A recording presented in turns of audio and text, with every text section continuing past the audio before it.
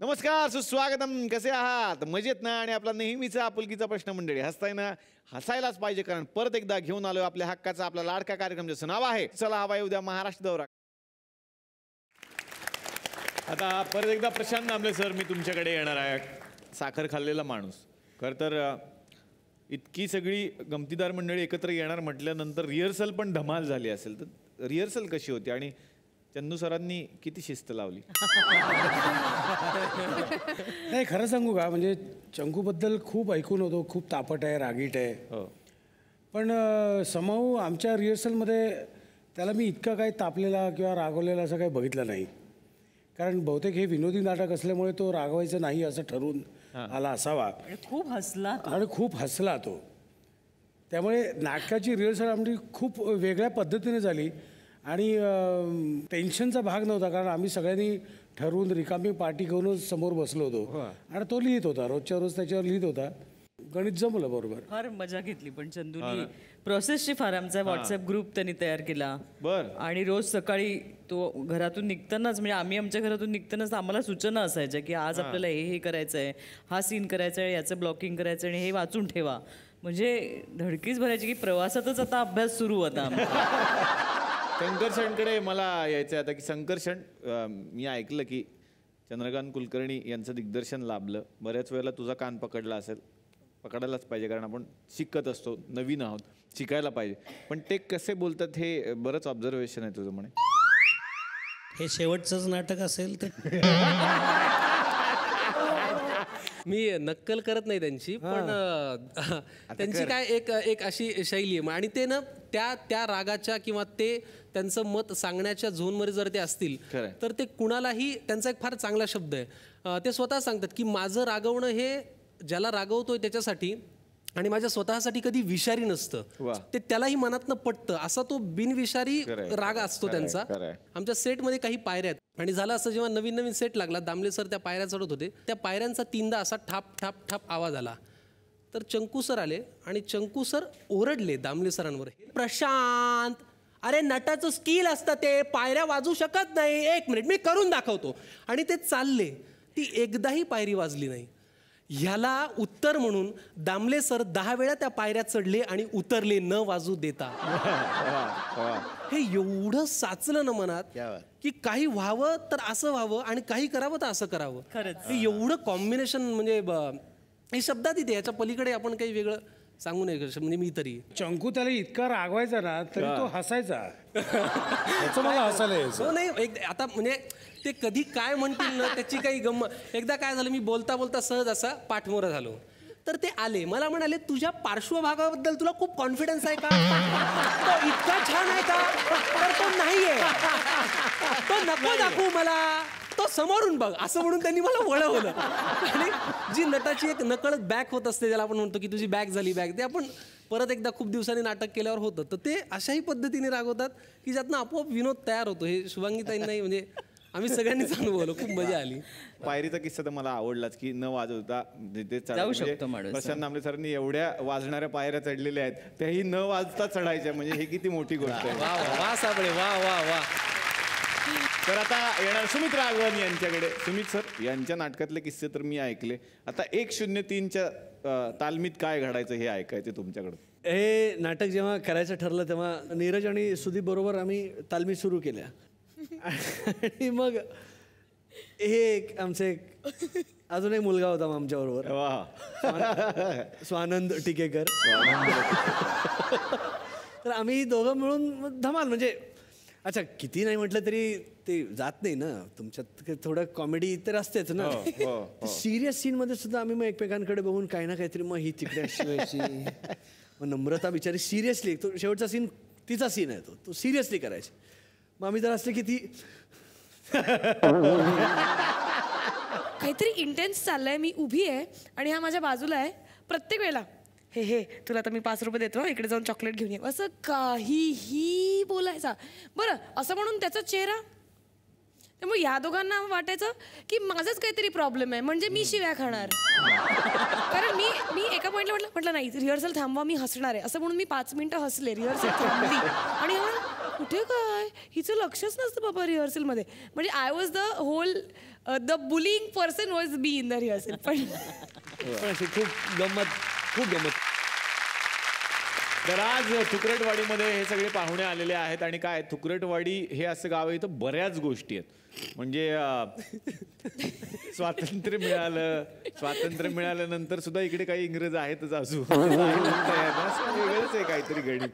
तर संस्थानं होती पूर्वी, महाराजे राजे महाराण्या होत्या. असं एक संस्थान इथं पण आहे. बापरे. आणि त्यात एक महाराणी आहेत, त्या या संस्थानाचा कारभार बघतात. आता त्यांचं असं म्हणणं आहे की दरबार इकडेच भरवायचा. तर त्यांचा इथे दरबार आहे आणि दरबारात काही तुमच्यावरही गोष्टी येतीलच, कारण त्यांना काही जाब विचारायचे तुम्हा सगळ्यांना. तर बघूयात मग या अक्काताईंचा दरबार. अक्काताई. तर आता आपण जाणार आहोत थुकरटवाडीच्या या राजमहालात, या संस्थानामध्ये जिथे आज अक्काताई येणार आहेत. त्यांचा हा दरबार पहिल्यांदा थुकरटवाडीत भरतोय आणि सुरुवातीलाच त्यांच्या राज्याचे प्रधानजी या मंचावरती येत आहेत. या भारत हुकलेले या.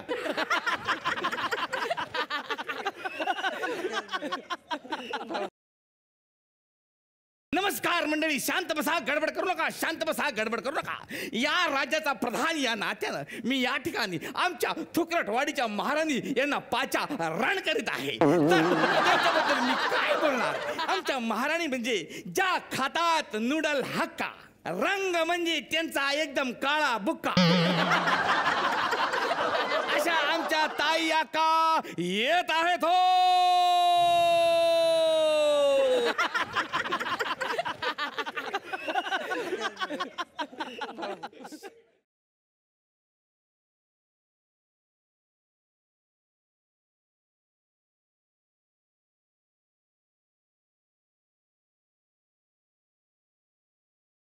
अरे बापरे.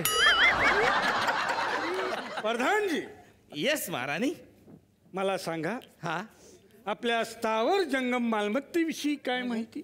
महाराणी, चिंच पोकळे येथील वन रूम किचन महालाचे भाडे रुपये 3000 जमा झालेले आहे. पण माझ्या 2 महिन्याचा पगार कापून आपणासाठी केवळ 40 रुपये उरलेले आहेत. ते राज्याच्या तिजोरीत जमा करू का? नको नको, का? ते मला द्या. का पण? माझ्या पुढे संपले, औषधाच्या पुढे संपले.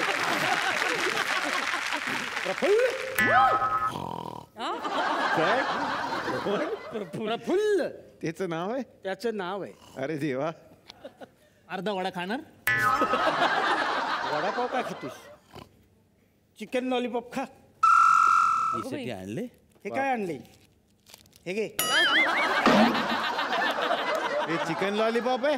हा, ते साधे लॉलीपॉप आहे. नाही नाही, कोंबडी खात होती, चोचीतून घेचून आणले मी. Chicken lollipop. प्रधानजी, हा आपले राजगायक तानसेन कुठे आहेत?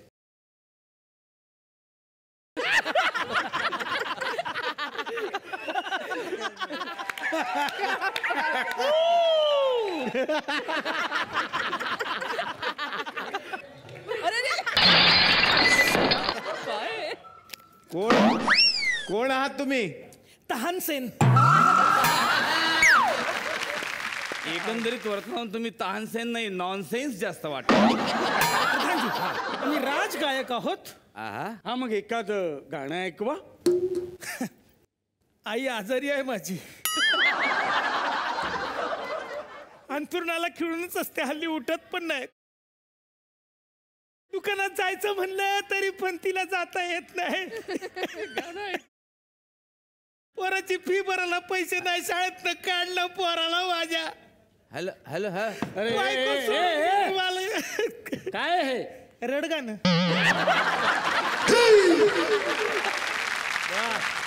वा वा, नुसतं गाणं घ्या, नुसतं गाणं. काळजाच्या तंबोऱ्याच्या तारा जेव्हा छनकारल्या जातात, नको नको, ते नको, एवढं नको. डायरेक्ट घ्या ना गाणं. कुठं तारा छान करत बसता रात्रीचे 12 वाजता. गाणं घ्या डायरेक्ट.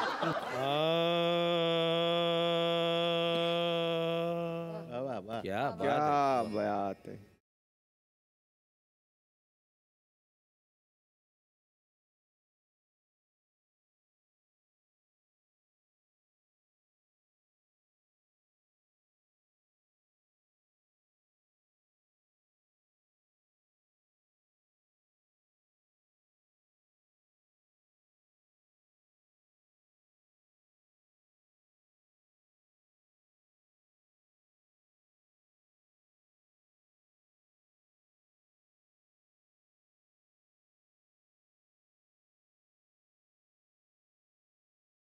एखादी लावणी घ्या आता.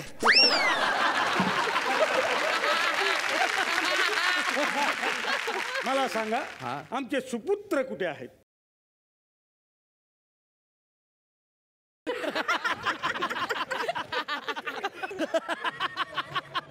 काय अरे काय आई हमसे कुछ बात करो आप. हमें आपसे कुछ कहना है. आई हम एक लड़की से प्यार करते हैं. कोण आहे ती? अनारकली भोईटे.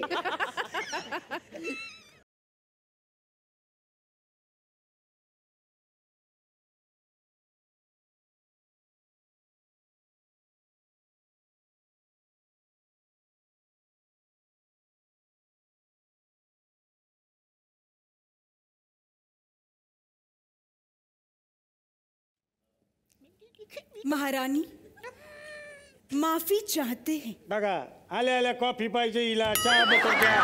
अरे काय हे? माफी म्हणलं, माफी. माफ करा म्हणलं. महारानी ये कनीस आपकी सेवा में हाजिर है. मग त्याला लिंबू आणि मसाला लावा आणि द्या मला खायला. ते खाण्याचं कणीस नाही महाराणी, ती स्वतःला कणीस म्हणून घेते. सामान्य लोक जेव्हा राजदरबारात जातात ते स्वतःला कणीस म्हणून घेतात. प्रधानजी हाच बिरबल कुठे?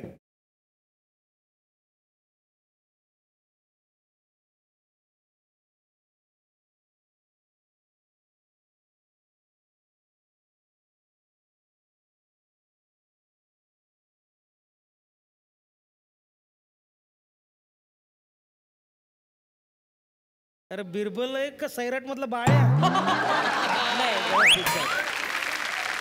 महाराणी बिरबल हाजिर है. अरे किती दिवसांनी आलास आणि हाजीर काय गैरहजरच होतास तू. बरं बिरबल, आम्ही तुम्हाला एक कोडं सोडवायला दिलं होतं माग. सोडवलं? हो सोडवलं. ओपनला काय आलाय?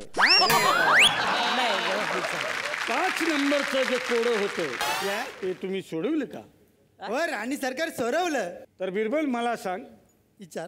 आमचे प्रशांत दामले सर म्हणतात सुख म्हणजे नक्की काय असतं, याचा अर्थ काय? सुख जवलं असतं, सुख बांगरा असतं, सुख कोलंबी असतं. एवढं सोपं असतं. तर बिरबल अजून एक सांग, आंब्याच्या झाडाला 4 आंबे आहेत, त्यातले 2 चिकू आम्ही खाल्ले, तर किती पपया उरल्या? 4 हत्ती. कसं काय? कारण मी आज डब्याला कोबीची भाजी आणली आहे. अप्रतिम अप्रतिम अप्रतिम. महाराणी, आज मोठे मोठे कलाकार या कडघऱ्यामध्ये तुमच्या समोर उभं केलेले आहेत. हा, घ्या, तुमचं काय मनोरंजन करून घ्यायचं आहे ते घ्या. काय काय आरोप आहेत त्यांच्यावर? पहिला आरोप आहे कुणावर? माननीय सुमित राघवन यांच्यावर.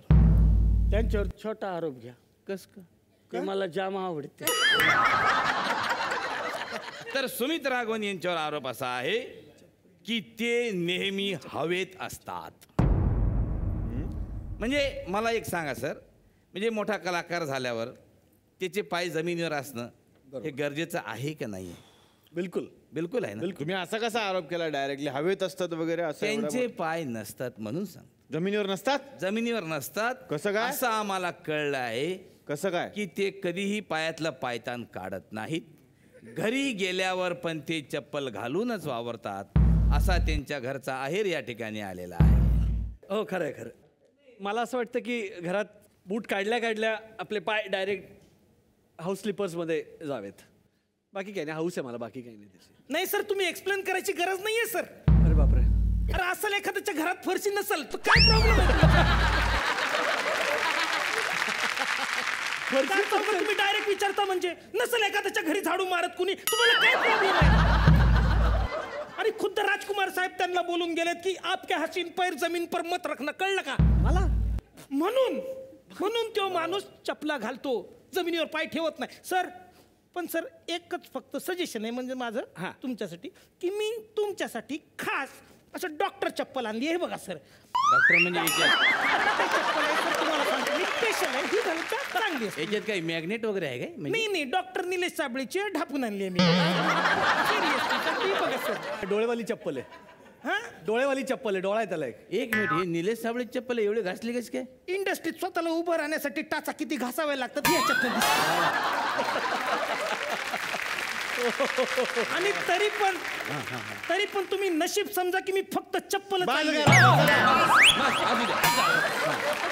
दुसरा काय आरोप आहे? भाई शंकर सिंह, हमें आपसे एक बात पूछनी थी. आप गाड़ी बहुत तेज चलाते हो और अगर कोई दूसरा तेज चलाए तो आप गुस्सा करते हो, आदळआपट करते हो. आदळआपट ऐसा क्यों भाई? हो पण हे खरं आहे, मी स्वतः गाडी खूप फास्ट चालवतो. नियम नाही मोडत पण खूप फास्ट चालवतो. आणि स्वतः फास्ट चालवत असल्यामुळे म्हणजे भीती वाटते दुसरं कोणी चालवत असेल तर. मी ते असं पाय जे आपण दाबतो बाजूला बसून घाबरून वगैरे. म्हणजे कालही आम्ही पुण्याच्या प्रयोगावरनं मी शुभांगीता येत होतो, त्या ड्रायव्हर तो म्हणाला शेवटी आम्हाला उतरताना की अर्धी गाडी साहेबांनीच चालवली, मी इकडे बसून. साईडला बसून गाडी चालवता म्हणजे तुमचं ड्रायव्हिंग स्कूल होतं काय?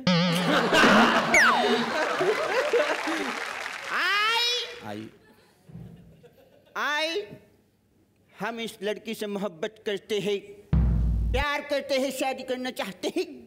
इससे, इस अंडाकरी से, अनारकली से. प्रधान जी, इसको दीवार में चुना दो.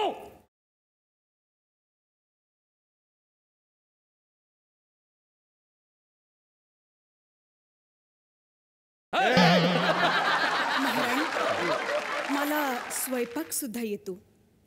हुजूरे आला टाकून चहा करू का? मला शुभांगी गोखलेंवर आरोप करायची परवानगी द्या. इज्जत पापड़ है. इजाजत है. इजाजत पापड़ है. पापड काढून टाका ना त्याच्यातला. फक्त इजाजत आहे असं म्हणायचं. संध्याकाळ झाली की तुमचं पापडाशिवाय जमतच नाही का? तर शुभांगीताईनं मला असं प्रश्न विचारायचा होता की म्हणजे माझं त्यांच्यावर आरोप आहे की त्या अभिनय करत नाहीत. सिनियर व्यक्ती बसलेले आहेत त्यांना तुम्ही असा आरोप करता नाही, हेच direct? माझं म्हणणं आहे. मी माझं स्टेटमेंट बदलणार नाहीये. कसा अभिनय करतात दाखवा एकदा. अगं बाई आलं का ते? नाही सखी बंद करून घ्या गॅस वगैरे सगळं. आणि अरे देवा कुलूप लावलं का बापरे आणि शूटिंग उशीर होतोय. अरे देवा आज कळतात लवकर चाला नाही का? अगं हे टीजर बंद कर सखी आणि गाडीची चावी घेऊन उतर पटकन. चल बाई चल चल चल निघूया पटकन. अरे देवा थांब कुलूप राहायचं लावून येतं कुलूप. हा मग आता हे जे करताय तो अभिनयच आहे. बघा त्या अभिनयामुळे त्यांचं घर चाललंय आणि त्यांचा अभिनय करून तुमचं पण चाललंय. एवढं लक्षात ठेवा. कसं काय नाही अभिनय म्हणताय? किती नॅचरल ऍक्टिंग आहे. तेच मला म्हणायचंय सर की ही ऍक्टिंग नाहीच आहे मुळी. म्हणजे त्या खऱ्या आयुष्यातच अशा आहे की त्या सतत सगळं विसरतात आणि मग सगळं विसरलंय हे आठवण्यासाठी म्हणून ते परत घरी जातात की अरे देवा गॅस बंद केला का? अरे देवा लाईट तर चालू नाही राहिला. अरे देवा एसीचं बटन तर ऑन नाहीये ना? असं करून ते चेक करण्यासाठी परत जातात. ते खरोखरच अशा आहेत आणि लोकांना वाटतं की त्या स्क्रीनवर वावरतात हे स्वतःच्या लिव्हिंग रूम मध्ये वावरल्यासारखं वाटतं. अच्छा असं आहे तो सगळा तुमचा आरोप. हे खरं आहे का? म्हणजे असं तुम्ही सतत विसरता, तुम्हाला भीती वाटते सतत काहीतरी राहिलं काहीतरी विसरत राहिलं? नाही मी फार अति पर्टिक्युलर असल्यामुळे मी रात्री झोपताना पण म्हणजे विचार करून झोपते की सकाळी निघताना आपल्याला 6 गोष्टी करायच्या आहेत. त्या मेंदूला इतके वेळा सांगून झोपते मी की सकाळी उठल्यावर पण आपल्याला 6 गोष्टी करून निघायच्यात.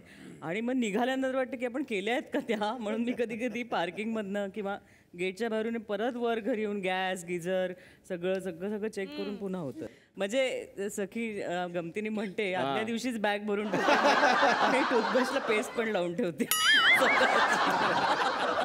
नाही पण ही गोष्ट खरी आहे. त्या विसरतात पण तसं नाही आहे. प्रत्येक वेळेस ते विसरतात असं नाही. एकदाचा किस्सा सांगतो मी त्यांचा. त्यांना शूटिंगला जायचं होतं. त्यांनी सगळं व्यवस्थित करलं. म्हणजे दूध भांडे बिंडे सगळं फ्रीजमध्ये ठेवलं. लाईट बंद केले. सगळे घरातले फॅन बंद केले. त्यानंतर बाथरूममधले सगळे नळ बिळ व्यवस्थित बंद केले. बाहेर आल्या कुलूप लावलं. शूटिंगला गेल्या. अजिबात काही न विसरता परत आल्या नाही. फक्त काय झालं थोड्या वेळाने त्यांच्या शेजारच्याचा फोन आला. म्हटलं मॅडम तुमचा दरवाजा तो उघडा साहेब. मग तर म्हणे नाही हो असं कसं, मी सगळं बंद करून आले. म्हणलं नाही नाही, ते नळाचं पाणी पण चालू आहे, ते दूध पण बाहेर पडलंय तुमच्या दारात. नाही हो अहो मी स्वतः माझ्या हाताने कुलूप लावलंय. म्हणलं हो कुलूप लावलंय तुम्ही, पण ते माझ्या दरवाजाला लावलंय. तुम्ही या आणि आम्हाला करा. असं झालं. हो ते असं कधी कधी हा असं. खरा किस्सा आहे. नाही रे, खरं म्हणजे- काहीतरी काय माझं कन्व्हेन्शन होतं सांगितलं. शंकरशन मला तुम्हाला प्रश्न विचारायचा थोडक्यात आधी हो किंवा नाही एवढंच उत्तर द्यायचं शब्द. महाराणींनी सांगितले हो किंवा नाही. नाही बस मला सांगा तुम्ही पोहायला घाबरता? हो. मग उपीट का नाही ट्राय करत? पोहायला नाही, पोहायला पोहायला पोहणं असतं त्याला ते घाबरतात असं त्यांचा आरोप आहे. Swimming. पोहायला पोहायला पोहायला घाबरता तुम्ही? हा पोहायला घाबरतात. हो हो खूप. मासे खाता? नाही. मग खा तुम्ही, का? कारण ते पोहायला घाबरत नाही.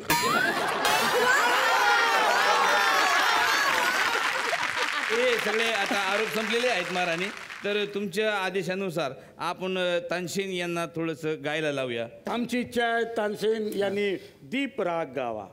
राणी सरकार आपली आज्ञा असेल तर मेघ मल्हार पासून सुरुवात करू.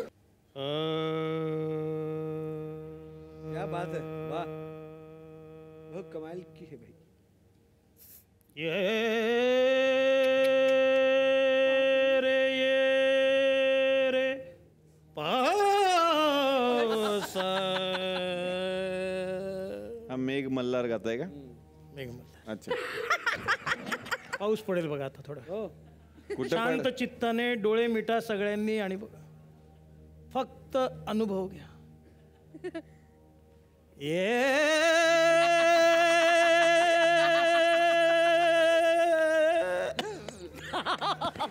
रे कुठं पडतं पाऊस? डोळे मिठा. पावसा ये वा वा वा वा वा. खरंच पाऊस पडला. पाऊस. वा वा वा वा. जादूच अशी आहे राणी सरकार. आपल्या गाण्यात जादूच अशी. दीपराग. दीपराग. दीपराग. हा आता काय पाडाल? दीपराग मध्ये काय पडत नाही. पेटवत त्याच्यामध्ये पेटवत असतात. पेटवायचा राग आहे. वा.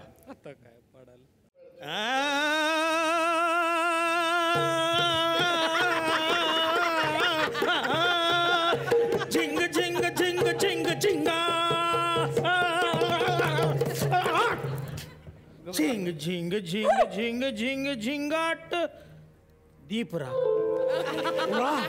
राणी सरकार बघा बघा पेटला दिवा पेटला. झिंग झिंग झिंग झिंग झिंग झिंग. वा वा वा वा वा वा.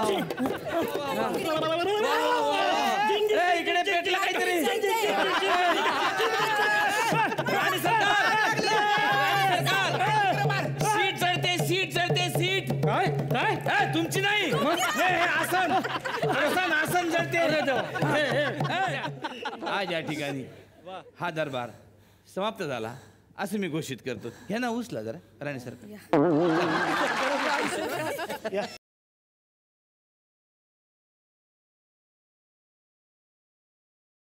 अशोक पत्की सर आणि झी मराठीच्या मालिका हे एक वेगळं समीकरण आहे. म्हणजे जी टायटल सॉन्ग पटकन लक्षात येतात ती सगळी जवळपास तुमचीच आहेत. काय सांगाल त्याबद्दल? तो काळ म्हणजे टायटल सॉन्ग येण्याचा नवीन वेगळा होता काळ. कारण त्याच्या अगोदर कोणी केलेलं नव्हतं. एक फक्त गोट्या सिरियल तेही माझंच होतं, विजय अंकुरे अंकुरे. पण जेव्हा झीचं अल्फा नाव होतं पहिलं, तेव्हापासून म्हणजे मी काम करतोय त्यांच्याबरोबर. तर फॅमिली मेंबर सारखाच आहे.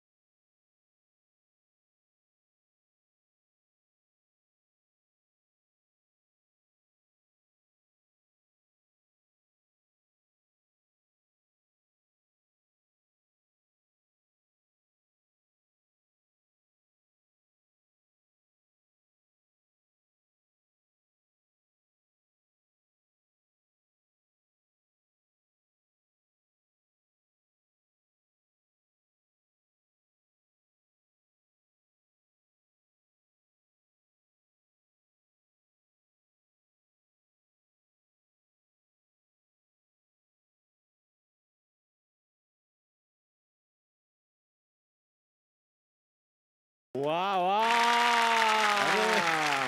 क्या बात आहे सर. त्यानंतर ती सिरियल पण सगळ्यांच्या खूप लक्षात राहिली आणि त्याचं टायटल सॉन्ग सुद्धा वादळ वाट.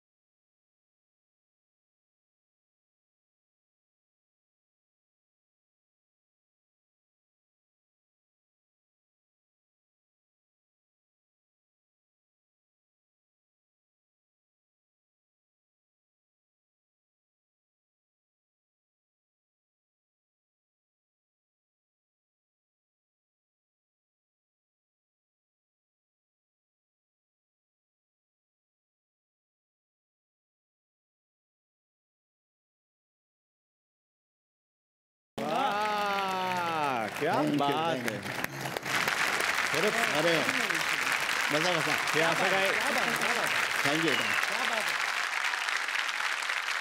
तर मंडळी आता बघूयात नाटक 103 या नाटकातला एक प्रसंग.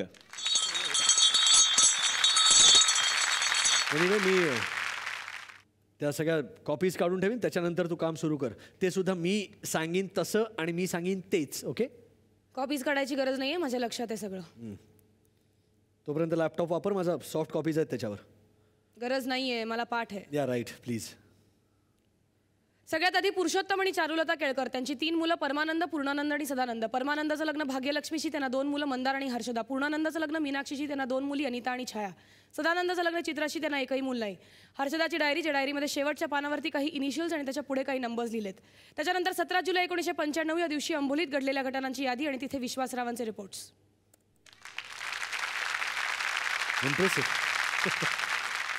माझी जी फाईल तयार केली असती पण अशीच तोंडपाठ आहे का? सांगू का? नाही, काही गरज नाही, राहू दे. एनिवे, तुझा हाच उद्योग आहे का? म्हणजे नाही, म्हणजे I am trying to figure out की तू सडनली ही केस कशी काय ॲक्सेप्ट केलीस? माझ्यासारख्या एका अनोळखी माणसाबरोबर काम करायला कशी काय तयार झालीस, ते सुद्धा अंबोलीसारख्या ठिकाणी राहून? सगळ्यात पहिली गोष्ट म्हणजे तुम्ही माझ्यासाठी अनोळखी नाही, पुरेपूर ओळखते तुम्हाला. आणि दुसरी गोष्ट म्हणजे माझी संरक्षण सामग्री कायम माझ्याबरोबर असते. आय होप तुमच्याबरोबर त्याची गरज लागणार नाही. घरच्यांपैकी कोणाकोणाला भेटलात? वेल, सगळ्यांनाच भेटलेलो आहे मी घरच्यांपैकी, पण ते महत्त्वाचं नाही आहे. मी कोणाच्याही बोलण्यावर तसा विश्वास ठेवतच नाही आहे. एकच मिनिट. सर्वात महत्त्वाचं म्हणजे प्रूफ. All right. आता हे जे फोटो दिसतात बघ, ही जी मध्ये मुलगी उभी आहे ना, ही ती हर्षदा. ओके, आता तिच्यावर लक्ष ठेव. पुढे कर. ओके, आता झूम कर.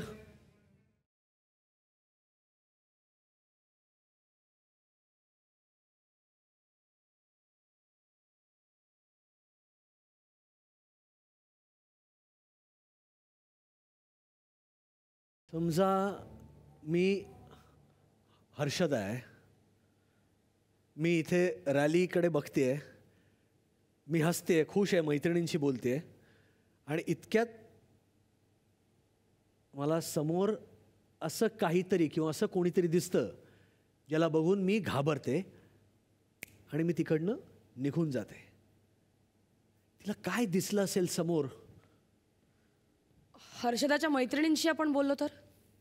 नाही, तिच्या काही मैत्रिणींशी बोललो, पण गमतीचा भाग असा आहे की हर्षदाचा नुसता उल्लेख केल्यावर या गावात कोणी काही बोलतच नाही, सगळे गप्प बसतात. एनिवे, तर राईटला घे, जाऊ दे, लेफ्टला, अजून हा जो फोटो आहे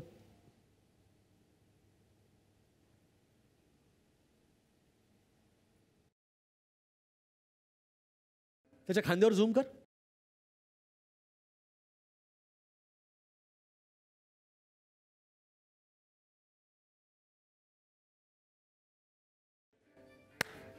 ऑल राईट. मी मी मी जाऊन येतो. पण कुठे? मी या माणसाला शोधून येतो. नाही, पण कसं शक्य आहे? आपल्याला माहित नाही तो कोण. It's impossible. When you eliminate the impossible, the only thing that remains is the truth. तर आता या मंचावरती आपण आमंत्रित करूयात या दोनही नाटकाच्या दिग्दर्शकांना. सुरुवातीलाच आमंत्रित करूयात साखर खाल्लेला माणूस या नाटकाचे दिग्दर्शक चंद्रकांत कुलकर्णी यांना.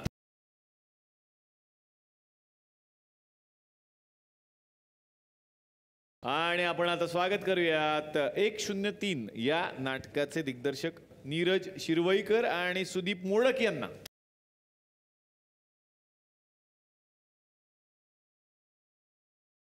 स्वागत करूयात 103 या नाटकाचे निर्माते अभिजित साटम यांचं.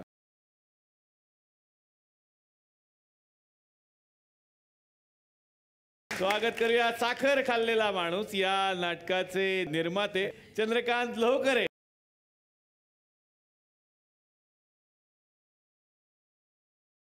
चंद्रकांत कुलकर्णी सर, पुन्हा एक नवीन नाटक, नवं चॅलेंज, साखर खाल्लेला माणूस.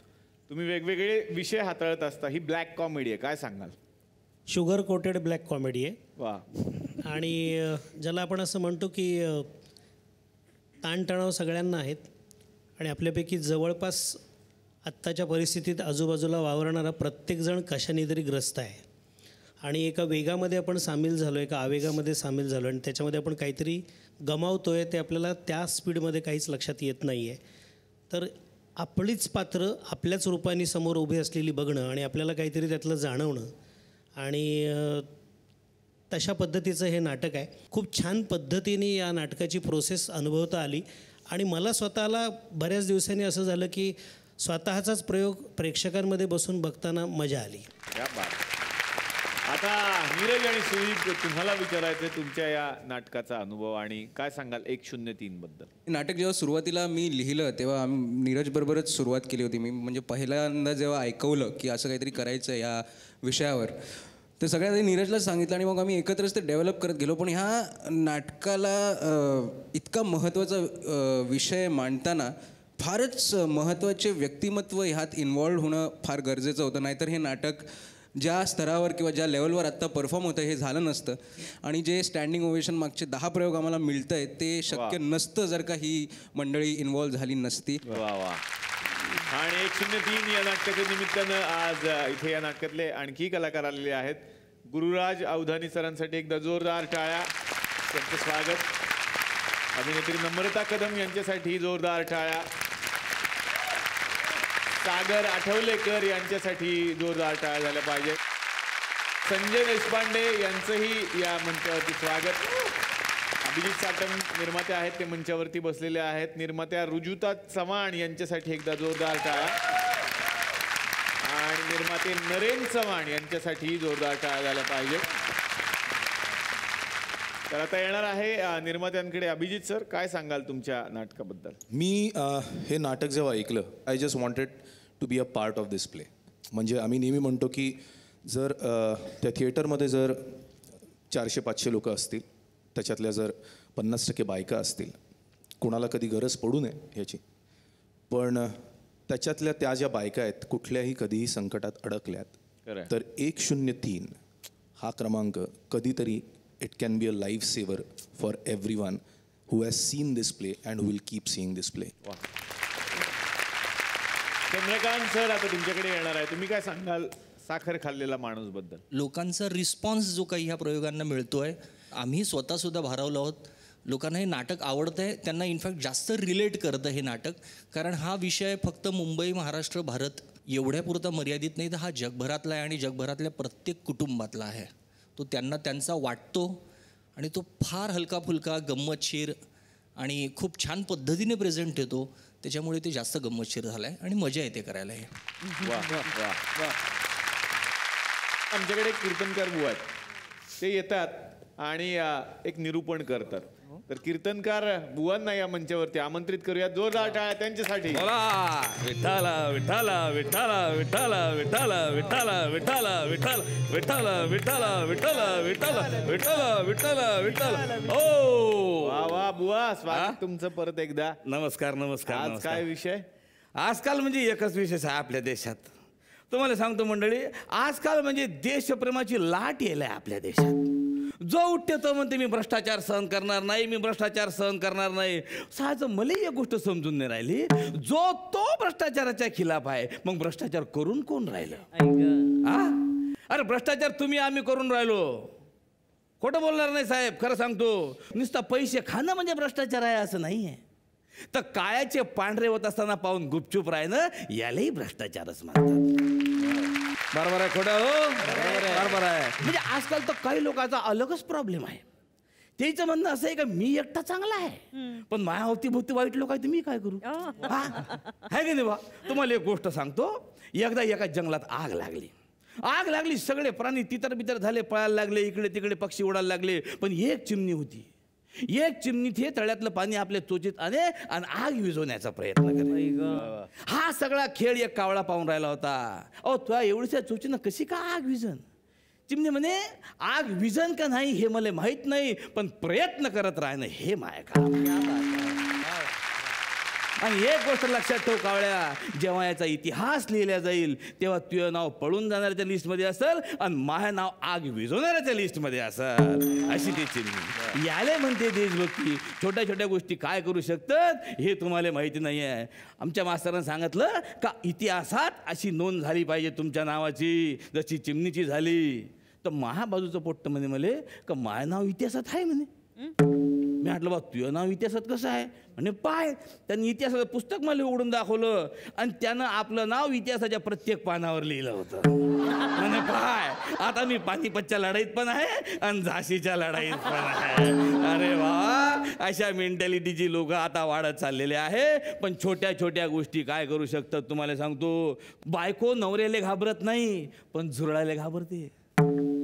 झुरळायला घाबरते की नाही? अरे झुरळ केवढं, नवरा केवढा, पण बायको झुरळायला घाबरते, नवऱ्याला घाबरत नाही. खरं आहे खोटं? हो बोला विठ्ठला विठ्ठला विठ्ठला विठ्ठला विठ्ठला विठ्ठला विठ्ठला. हो पण तुम्हाला खरं सांगतो मंडळी, आपल्या देशातल्या लोकांना देशभक्ती शिकवायची गरज नाही आहे. अरे जेव्हा जेव्हा मोठ्या मोठ्या नेत्यांना आवाहन केलं तेव्हा तेव्हा हे लोक समोर आले, धावून आले. मी तुम्हाला सांगतो, गांधीजींना आवाहन केलं का चले जाओ चळवळीत भाग घ्या, लोकांनी भाग घेतला. नेताजी सुभाषचंद्र बोस म्हणले का तुम मुझे खून दो मैं तुम्हें आजादी दूंगा. लोकांना खून दिला, अरे सोनं दिलं, पैसे दिले, सगळं दिलं. विनोबा भावेनं सांगितलं का भूदान चळवळीत भाग घ्या. लोकांना 50-50 एकर जमिनी दिल्या राजू. अरे एवढंच नाही तर आपल्या देशाचे माजी पंतप्रधान लाल बहादूर शास्त्री यांनी सांगितलं का देशात अन्नधान्याचा तुटवडा आहे बाप हो, आठवड्यातून एक दिवस उपवास ठेवा.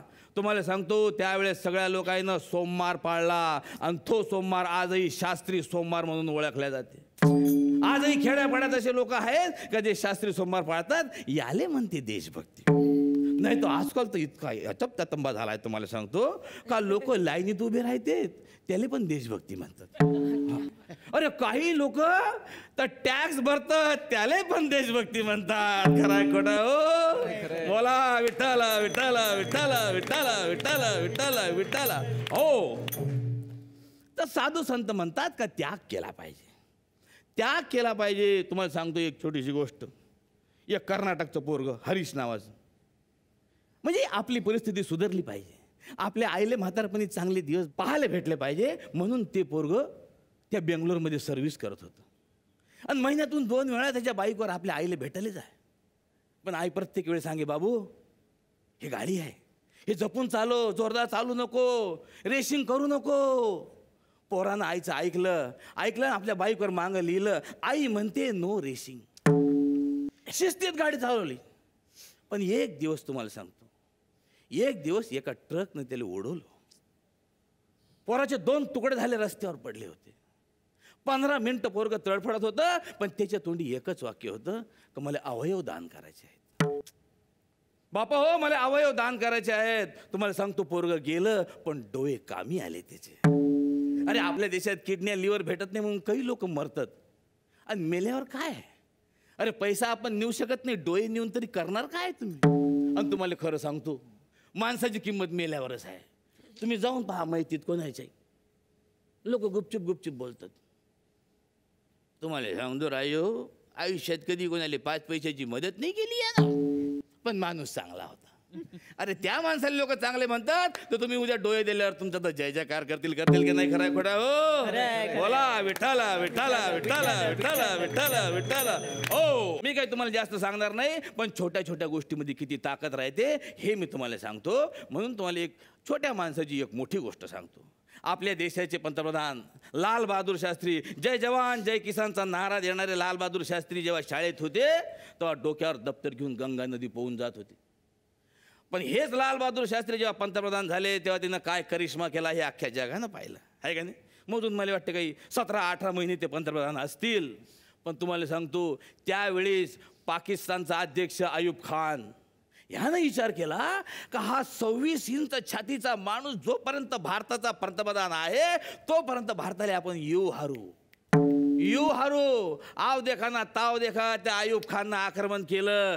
पण काय झालं हे नुसतं पाकिस्ताननं नाही तर अख्ख्या जगानं पाहिलं की नाही? हो, हेच लाल बहादूर शास्त्री जेव्हा रेल्वेचा एक छोटासा अपघात झाला, ते रेल्वे मंत्री होते, तर नैतिक जबाबदारी स्वीकारून ह्या माणसानं आपल्या मंत्रिपदाचा राजीनामा दिला. तुम्हाला सांगतो, माणूस मंत्री होता, पंतप्रधान होता, आणि याच लाल बहादूर शास्त्रींचं जेव्हा निधन झालं तेव्हा त्याच्या नावावर एक छोटी कार होती.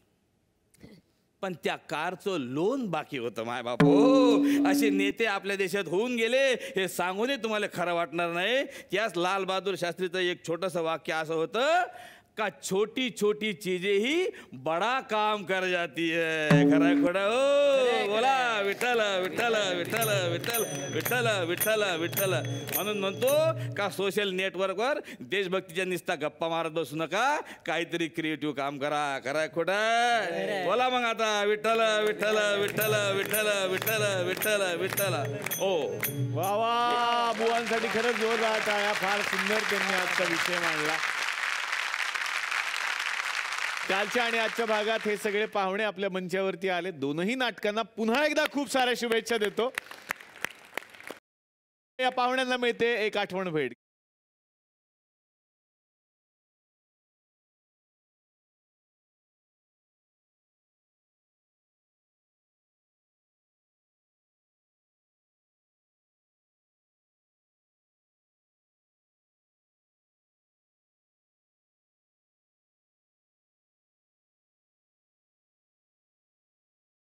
तर मंडळी, तुम्ही सुद्धा आपल्या आजूबाजूला नक्की एक झाड लावा, हाच मेसेज देत आत्तापुरता घेणार आहे निरोप. भेटूयात पुढच्या आठवड्यात याच कार्यक्रमात, ज्याचं नाव आहे चला वायू द्या महाराष्ट्र दौरा.